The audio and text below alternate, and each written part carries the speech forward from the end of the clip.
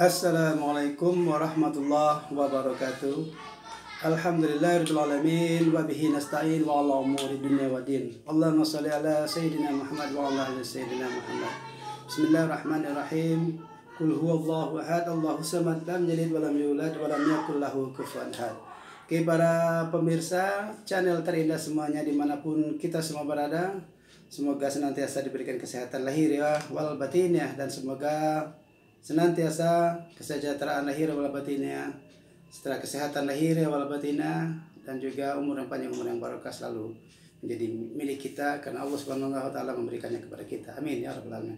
Oke, para sahabat seindah semuanya dimanapun kita semua berada, pada kesempatan kali ini di video ini saya akan sedikit mengulas secara sederhana tentang apa yang terjadi di dalam dunia perpolitikan di Indonesia saat ini, khusus menjelang Pilpres. Tetapi sebelumnya saya mohon kepada para sahabat semua yang semuanya menonton video ini untuk selalu meninggalkan like, berilah komen, kemudian share-lah video ini kepada kawan-kawan kita semua dimanapun kita berada. Semoga akan menjadi amal jariah bagi kita semua. Dan lebih utama juga adalah nonton video ini dari awal hingga selesai agar komprehensif apa yang kita dapati dari YouTube yang saya sampaikan pada kali ini. Oke, terima kasih para sahabat masih setia di channel terindah ini. Oke, di sini saya akan mengulas sedikit tentang apa yang sedang terjadi di perpolitikan kita akhir-akhir ini. Ternyata politik di Indonesia ini tidak 100% adalah politik tentang kebaikan, tentang kesetiaan, tentang loyalitas, dan juga tentang menjaga nilai-nilai moral yang tinggi.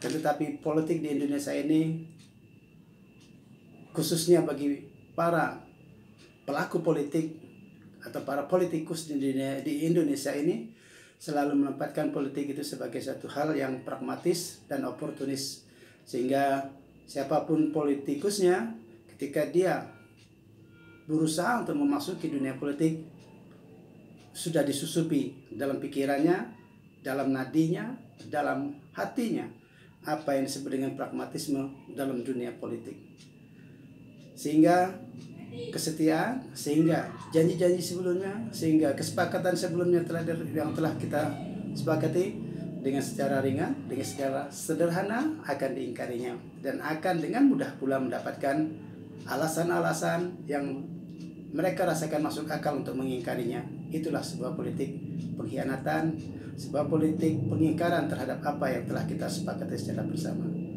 Lihat, ketika para politikus kita berpolitik tanpa moral, maka segala kegiatan apapun yang dilakukan dalam dunia politik akan dihalalkan dengan segala cara. Karena moral itu adalah moral, tentu moral yang positif, moral untuk menjunjung tinggi nilai-nilai kebersamaan, untuk menjunjung tinggi nilai-nilai keagamaan, untuk menjunjung tinggi nilai-nilai kesopan santunan demi membangun kondisi bangsa Indonesia yang semakin baik ke depannya, tentu dengan moralitas yang baik juga semestinya. Karena dalam kata moral itu juga tentu disisipi daripada ada kata moral ketika dia pengkhianat juga adalah moral, tapi itu adalah sebuah moralitas yang sangat buruk, yang sangat negatif. Jadi politik yang dilakukan dengan tanpa moral, maka dia akan menghalalkan segala cara.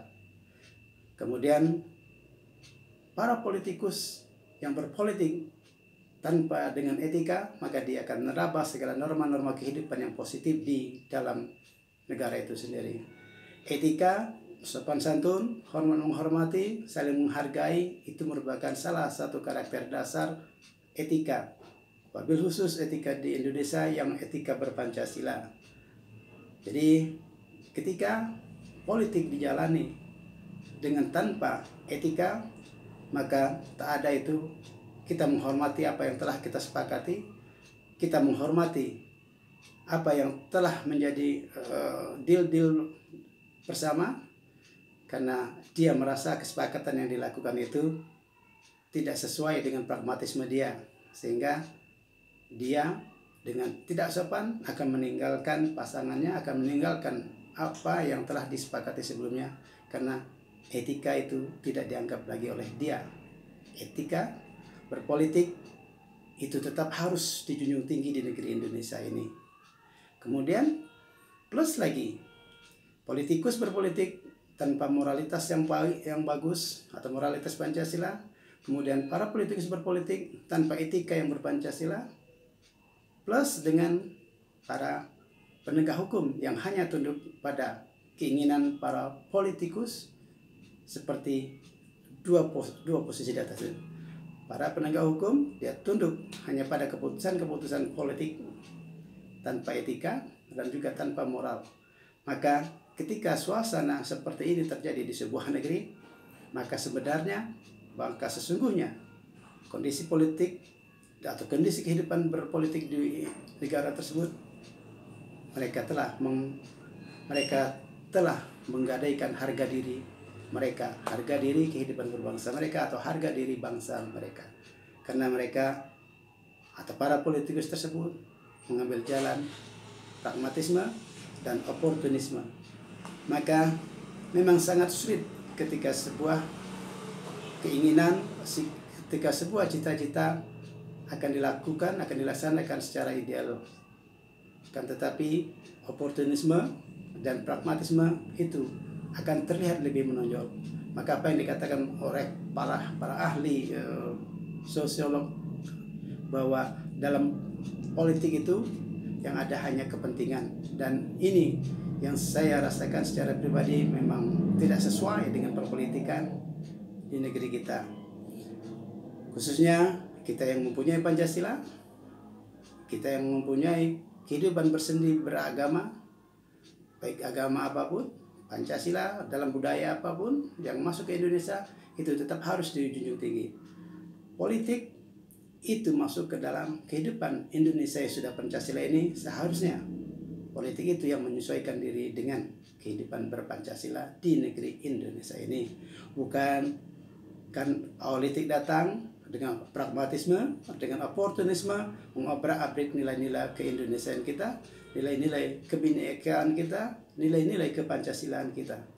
Kalau semua sendi-sendi bernegara kita dihancurkan oleh para politikus yang tanpa moral, tanpa etika, dan penegak hukum yang juga hanya tunduk kepada kepentingan politik, artinya kita saat ini ke depan sampai dengan yang masa yang akan datang kepada anak cucu kita telah menggadaikan harga diri kita kepada orang-orang politik, dan orang-orang politik ini telah menggadaikan harga dirinya dan harga diri bangsanya kepada para pemegang modal, kepada para oligarki, yang menginginkan keuntungan, yang menginginkan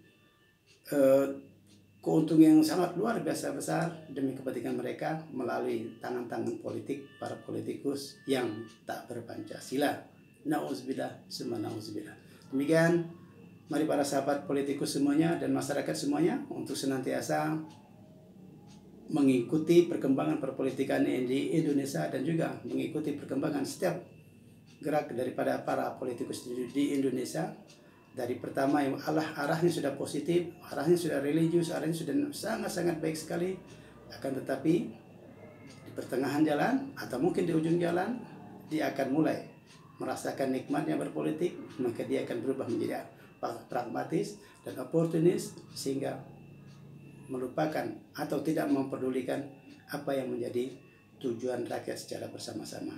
Tetapi dia hanya akan mengutamakan tujuan dirinya sendiri, untuk pamornya sendiri, menciptakan sejarahnya sendiri melalui partai politik atau melalui tindakan-tindakan politik yang dia lakukan, meskipun itu tidak bersesuaian dengan perpolitikan di Indonesia yang berpancasila. Demikian para sahabat, kita rehat dulu sampai di sini. Nanti pada video berikutnya akan saya lanjutkan lagi dengan cerita-cerita politik yang bermoral dan beretika.